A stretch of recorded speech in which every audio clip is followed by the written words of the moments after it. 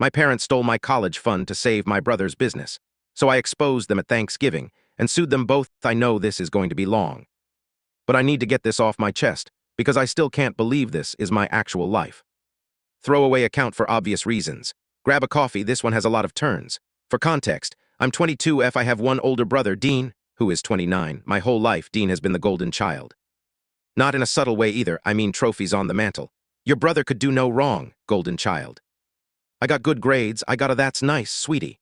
Dean got a B in gym class in 9th grade, and my mom framed the report card because he tried so hard. I'm not saying this to be dramatic. I'm saying it because it matters for what happened later. When I was 14, my parents opened a savings account for my college fund. I used to babysit for extra cash, and every birthday and holiday, instead of toys, I asked for contributions to the fund. My grandmother put money in it. My aunt put money in it. I worked a part-time job all through high school and funneled almost every paycheck into it because my parents always said, very clearly, "This is your money for your future. We would never touch it." I want you to remember that line. We would never touch it. Keep that in your pocket. By the time I finished high school, that account had just over $38,000 in it. Not life-changing money, but enough to get me through a state school without loans, with some left over for books and a laptop. I had it all planned out. I got into a solid in-state university, deferred enrollment for a gap year to work and add more to the fund, and everything was going fine. Then about 8 months ago, Dean decided to open his own business. A boutique fitness and wellness studio. His words, not mine. My parents were thrilled. Dean had bounced between jobs for years, sold cars, did some MLM nonsense, worked at his friend's gym for a while, and finally he had a vision. My parents fully bought in. My dad kept saying, "This is it, this is the one, Dean's really got something here." I want to be clear, I didn't hate the idea of Dean starting a business. I actually hoped it would work out. What I didn't know was how my parents were funding it, so here's where it starts to go sideways. About 6 weeks ago, I was filling out my FAFSA renewal and some scholarship applications, and I needed our family bank statements for verification. My mom told me to just log into the joint account portal myself since she was too busy, and gave me the login. I want to be honest, I wasn't snooping. I was doing exactly what she told me to do. I logged in to pull statements for the financial aid office. While I was in there, I noticed there was a linked account I didn't recognize. It was labeled with my name. The account name literally said, "My name, college fund," but the balance said $312.47. I stared at that number for probably 5 full minutes, convinced I was reading it wrong. I called the bank the next morning, gave them my ID, my social, everything to verify identity, and asked for a full transaction history going back 2 years. What came back nearly made me throw up. Over the past 8 months, there had been 6 separate withdrawals from my college fund. $6,000, $9,500, $4,000, $11,000, $5,200, $2,000. All transferred to an account that, when I looked closer, was tied to Dean's business, Elevate Wellness Studio LLC. My parents had drained almost the entire $38,000 I had saved since I was 14 years old without telling me a single word. To bankroll my brother's gym. I sat in my car in a parking lot for probably 40 minutes just shaking. Not even crying at first, just this white, cold shock. Then I started thinking back on the last 8 months, and things started clicking into place that I had brushed off at the time. Here's the part that makes me feel stupid looking back. There were signs, I just didn't want to see them because I trusted my parents completely. About 7 months ago, when I asked my mom for a printout of the account for a scholarship application, she got weirdly defensive and said the bank was having system issues and she'd get it to me later. She never did. I let it go because, well, why would I think my own parents were lying to me? Around the same time, Dean suddenly stopped complaining about money. He'd been venting for months about how expensive equipment and lease deposits were, and then one day it just stopped. He got a nicer car. Started posting gym renovation photos with captions like, "Grateful for the people who believed in me from day one." I remember commenting a heart emoji on that post like an idiot. My dad also started saying this thing over and over whenever I brought up my own upcoming tuition payments. "Don't worry about it. We'll figure it out when the time comes." At the time, I thought that was reassuring. Looking back, it was the sound of someone stalling, the worst part. At Easter dinner, my grandmother, the same grandmother who put money into that fund for me, asked how the college account was doing. My mom, without missing a beat, smiled and said, "Growing every month, we're so proud of her." She said that with her mouth full of ham, looking me dead in the eye. 4 months after transferring out $9,500 of it. I did not confront anyone that day. I found out. I needed proof. I needed a plan. Because I already knew in my gut That if I went in hot with no receipts, my parents would gaslight me into believing I misunderstood something, and Dean would play the victim like he always does. So for the next 2.5 weeks, I built my case like it was a court filing, because, spoiler, it eventually was. I requested full certified statements from the bank, not just screenshots, actual notarized transaction histories with account holder info. I found out that my dad had added himself as a joint signer on my account back when I was 17, telling me at the time it was, just in case of an emergency, standard procedure. I was a minor. I didn't question it.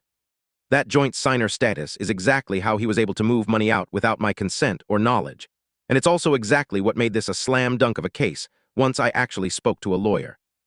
Since that account was legally established as being for my benefit with my own contributed funds and gifted funds from relatives. I also reached out very carefully, very casually, to my grandmother and my aunt, the ones who had put money into the fund over the years, and asked, without giving anything away, if they remembered how much they'd contributed and roughly when. I wasn't trying to trap anyone. I just wanted a paper trail of exactly how much of that money was unambiguously provably mine and not family money my parents could later claim was theirs to allocate. I consulted with a lawyer, a friend of a friend, who does consumer and family financial disputes. She was blunt with me. This wasn't a moral gray area. A custodial-style account, funded overwhelmingly by my own earnings and by gift contributions explicitly designated for my education. That had a parent as joint signer purely for administrative purposes, moving over $37,000 of that to a third party's business without my knowledge or consent was, in her words, financial exploitation, and depending on how your state treats it, potentially outright conversion or theft. She said I had a real civil case. And possibly grounds to loop in a report given the scale of it. I decided on 2 tracks. 1, I would confront them in front of the family, so there was no room for them to spin a private, quiet story to everyone else about how I was overreacting or misunderstanding. 2, I would file. I picked Thanksgiving. Petty? Maybe. But it was the one guaranteed day everyone would be under one roof. My grandmother, my aunt, my uncle, my cousins, and yes, Dean and his girlfriend. I wanted witnesses. I wanted the truth to exist in a room at the same time for everyone, so there could be no separate conversations, no divide and conquer. I printed everything. The certified bank statements. The transfer dates lined up next to Dean's business filing date and his renovation Instagram posts. A 1-page summary my lawyer helped me draft in plain language, so even my 8-year-old cousin could follow it if she wanted to. Dinner started normal. Small talk, football on in the background, my mom doing her usual "isn't this nice?" The whole family together routine. I waited until dessert was served. I wanted people sitting, not able to just get up and disappear into another room. I stood up and said I had something I needed to share with everyone since it involved the whole family. My mom's face changed instantly. I think some part of her already knew. I said calmly, I want to thank everyone at this table who put money into my college fund over the years. Grandma, Aunt Carol, I know some of you gave hundreds of dollars you didn't really have to spare, because you believed in me going to school. I found out 6 weeks ago that almost all of it is gone. The table went dead silent. My dad tried to jump in with, "This isn't the time," and I just kept going, because I had promised myself I would not let them redirect this into a "you're being disrespectful" conversation. I laid the papers out on the table. I read the transfer amounts and dates out loud, one by one, and next to each one I read the corresponding date from Dean's public business filings and social media posts. $9,500 out of my account. 3 days later, Dean posts about signing his studio lease. $11,000 out. 1 week later, Dean posts photos of new gym equipment being delivered. My grandmother actually put her hand over her mouth. My Aunt Carol said out loud, "Wait, is this the money I gave for HER school?" My mom tried the classic move, tears. "We were always going to pay it back, we just needed a bridge. We didn't want to bother you with the details. We knew Dean's business would take off, and we'd replace every cent before you even needed it." My dad tried a different angle. Getting defensive and loud, saying I was humiliating the family over money, and that family helps family. Here's the part I'm proud of. I didn't yell, I said, "You told me this money would never be touched. You told my grandmother it was growing every month 4 months after you drained almost $10,000 from it. That's not bridging a gap, that's lying to my face and lying to everyone at this table." Dean, for his part, said almost nothing at first. Then his girlfriend, of all people, said quietly, "Dean, did you know where the money for the lease came from?" And he didn't answer. He just looked at his plate. That silence told everyone everything. He knew. He knew the whole time and let it happen. Let me keep believing my fund was safe. Let my grandmother keep believing her gift was growing every month. My uncle, who's usually pretty quiet, was the one who actually said out loud, "You need to get a lawyer, sweetheart. This isn't a family disagreement, this is theft." And I said, "I already have one." That landed like a bomb. My mom stopped crying instantly and just stared at me. My dad said, "You're suing your own parents?" And I said, "No, I already filed. You'll be served this week." I'm not going to pretend the aftermath was clean or satisfying in a movie way. It was messy, and it dragged on for months. My parents tried, through a family friend who's a mediator, to get me to settle this privately and drop it in exchange for a repayment plan with no legal record. I said no. Not out of spite, well, maybe a little, but mostly because a verbal promise was exactly what got me here in the first place. And I wasn't going to trade a legally enforceable judgment for another, we promise, with no teeth behind it. Dean tried to reach out a few times. First, he acted like he was also a victim of our parents' decisions, which almost worked on me for about 5 minutes until I remembered his girlfriend's question at dinner and his silence afterward. Later, he tried anger, saying I was destroying the family over money that would have come back eventually. When neither of those worked, he just went quiet and unfollowed me on everything.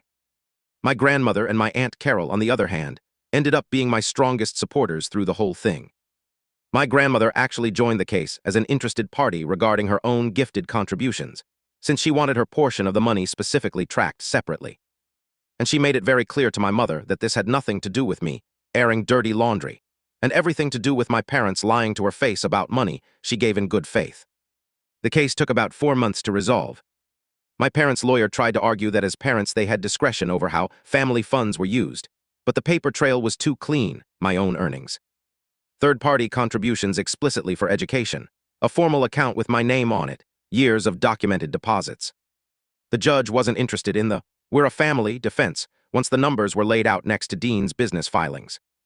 The result? A judgment requiring my parents to repay the full amount, plus a portion covering interest and legal fees. Structured as a court-enforced repayment plan, since they didn't have $38,000 sitting around to pay in full, which, ironically, tells you a lot about how sure of a thing Dean's investment really was. Dean's business, by the way, closed its doors permanently about 2 months after Thanksgiving. Turns out a gym funded on borrowed, stolen, and mismanaged money without an actual sustainable plan behind it doesn't magically become profitable just because everyone believed hard enough in the golden child. Where things stand now, my relationship with my parents is basically non-existent at this point.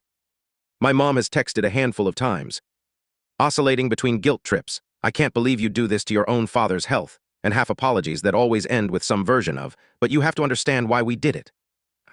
Don't respond to those anymore. My dad hasn't reached out at all. Dean moved back in with our parents after the studio closed. I've heard through my aunt that he's working retail again. I don't feel triumphant about that, honestly. I feel tired. I spent 8 years saving that money, and even with the judgment, I lost almost a full year of momentum toward school while this played out. And I don't think I'll ever fully get back the trust I had in my parents growing up. My grandmother, though, she's been incredible. She actually offered, completely unprompted, to help make up some of the gap while the court-ordered repayments come in slowly, and this time she insisted on setting it up herself. In an account only I can access, no joint signers, nothing. She told me I should have asked more questions a long time ago. I won't make that mistake twice. Update: 3 months later. I wasn't planning on updating this, but enough people asked, so here goes. The court-ordered repayments have actually been coming in on schedule, mostly because the judgment includes real consequences for missed payments. And I think my parents finally understand. I will go back to court in a heartbeat if they skip one. I'm on track to start school in the spring semester after all, a little later than planned, but I'm going. My mom sent one more message last week, longer than the others, actually acknowledging, for the first time, that what they did was wrong. Not just misguided or well-intentioned. She said Dean finally admitted to her in private that he knew where the money was coming from the whole time and just didn't want to lose the opportunity. She said it was the first time she truly understood how deep his silence went. I don't know if that message changes anything for me long-term. Right now it doesn't, but I appreciated that it existed. Dean has not reached out again. My aunt says he's still pretty bitter about the whole thing, apparently telling people at his new job that his sister ruined his life over some money. Which, I mean, no. He and my parents ruined 8 years of my saving, my trust, and almost my education over a business that failed anyway. I just made sure there were consequences for it. If there's a lesson in all of this, I think it's this. "We would never touch it" is not the same as a lock on an account. Get everything in writing. Check your statements yourself regularly, even when you trust the people managing them, especially when you trust them. Thanks for reading this whole thing. I really did just need to get it out.